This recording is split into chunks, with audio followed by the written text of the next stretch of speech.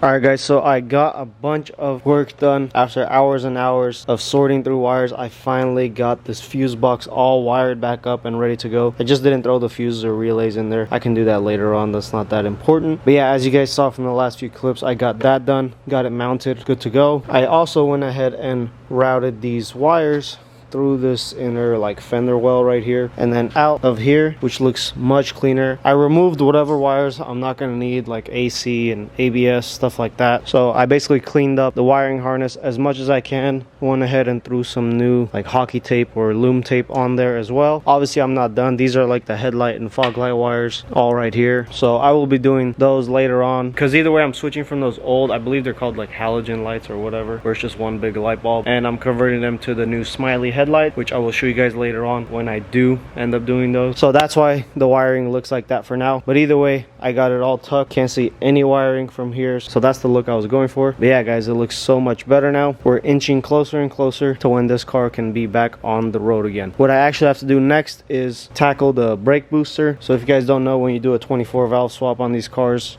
you can either run a smaller brake booster or move the brake booster half an inch to the left, so towards the driver's side. That gives you more clearance. That way the intake manifold on this car doesn't hit the brake booster. I also went ahead and shaved these little fins right here on the intake manifold. That way they don't touch. So it's basically going to be sitting just like that. So yeah, that's what I'm going to be tackling next. I'm going to go ahead and drill some new holes and finally throw this puppy back in there. I'm basically going to try to get this engine bay all tidied up and ready to go. That way I can finally throw the engine back in here. So yeah, let's get cracking. Let's get to work.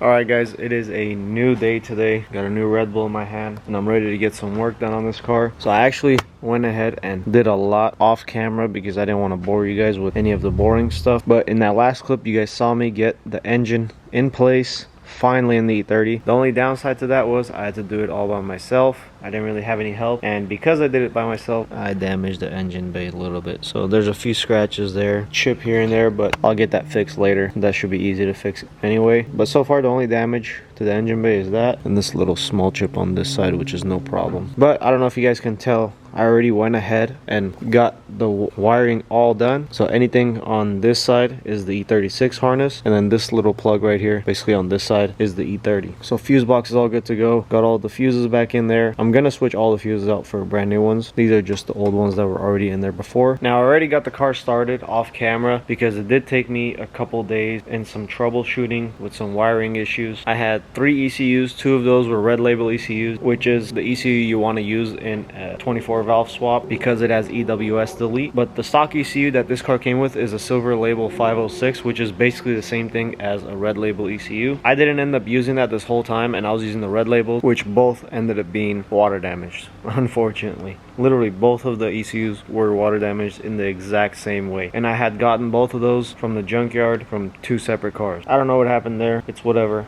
I already ended up using the stock silver label, and I know everything works and runs, so I'm gonna give you guys a quick startup clip right now. We can't have it running for too long. Obviously there's no cooling system or anything like that yet, and it's not going to run perfectly because there's vacuum hoses and the MAF is missing. So let me hook up the jumper to the car and then I'll get it started up for you guys real quick, just so you guys can see that it is finally running.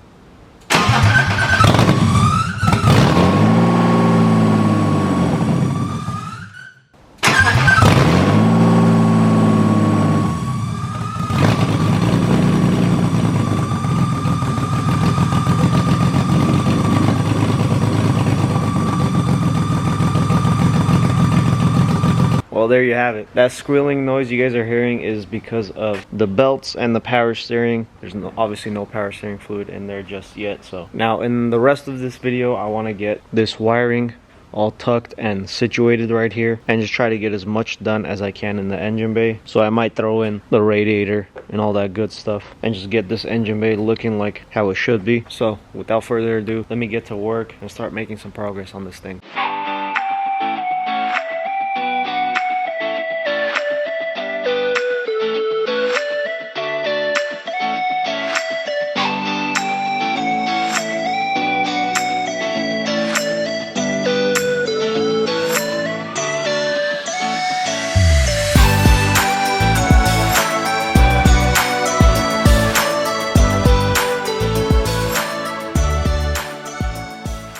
Alright guys, it has been a few weeks since the last clip, only because I haven't really worked on it that much. What you guys didn't see is that I got the entire cooling assembly in place as well. So we got the 318 Ti radiator, which has the reservoir on the side. That way I won't have to mount it anywhere else. That way we have a cleaner look in the engine bay. And it's more than enough for just a stock S50. I threw a fan switch in there. That way I can get this electric fan all wired up, which I already did. It's working perfectly. All of these wires that you guys see are just headlight and fog light wiring, which I still have to fix. I don't have the pigtails for either side. That's for the next video to come when I install the headlights and the entire front end in place. But yeah, other than that, all the wiring is good to go. The only thing you really see in the engine bay is the hood release cable, which I'll get it zip tied up here or something like that. Other than that, the engine bay is completely clean. Car works perfectly fine. Let's get it started up for you guys.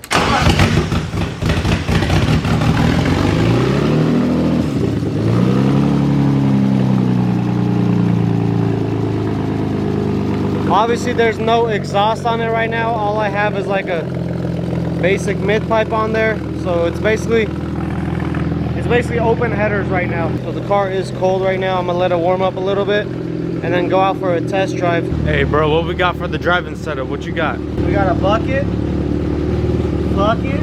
have no gas pedal, by the way.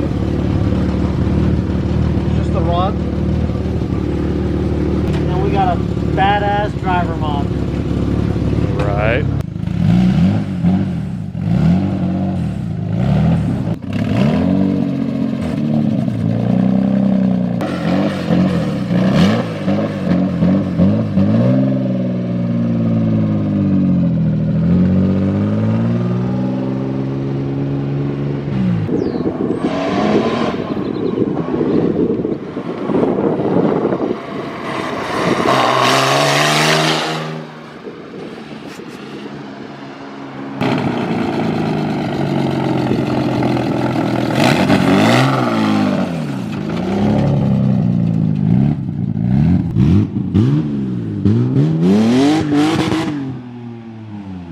Alright guys, that settles it. The bucket runs. And it does a one-wheel peel, unfortunately, because I didn't put a LSD in the car. LSDs cost like $800, and frankly I don't have the money to put an LSD in the car. Can you bless me with something?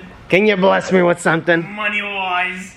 Money-wise. Yeah, we gotta be blessed money-wise in order to put an exhaust and an LSD in the car. But either way, I might be selling the car when it's all done, so I don't know if I'll be even putting an LSD in there. But for now, it's cool. I don't need to do no burnouts, even though I still will. Yeah guys, car runs really good. In the next video, we're gonna get this entire front end hopefully back together for the final time. And the last thing we're gonna do on this car is the interior, so I'm not worried about that right now. But yeah, I just want to get basically all those parts right there back onto the car. That way they're not just sitting there. Make sure you guys stay tuned for the next video where this car is gonna start looking like a car again after 3 years, I think. I've been working on this shit. It doesn't feel like 3 years, but yeah, it's a long time coming. Finally got to get this thing done and sold so it can bless me money wise. Do me a favor, hit that like button at the bottom. That helps the algorithm on YouTube a lot, even though I make a total of $100 a month on this channel. $5 goes to me. $5 goes to him. That's already 5%. That's a big percentage if you really think about it. So we might need to cut down that percentage a little bit. We'll do 2.5 and 2.5. 2.5 for Alec and 2.5 for George. All right, guys, hit that like button. Comment down below what you guys think about the build so far, and make sure you guys stay tuned for the next one. Peace.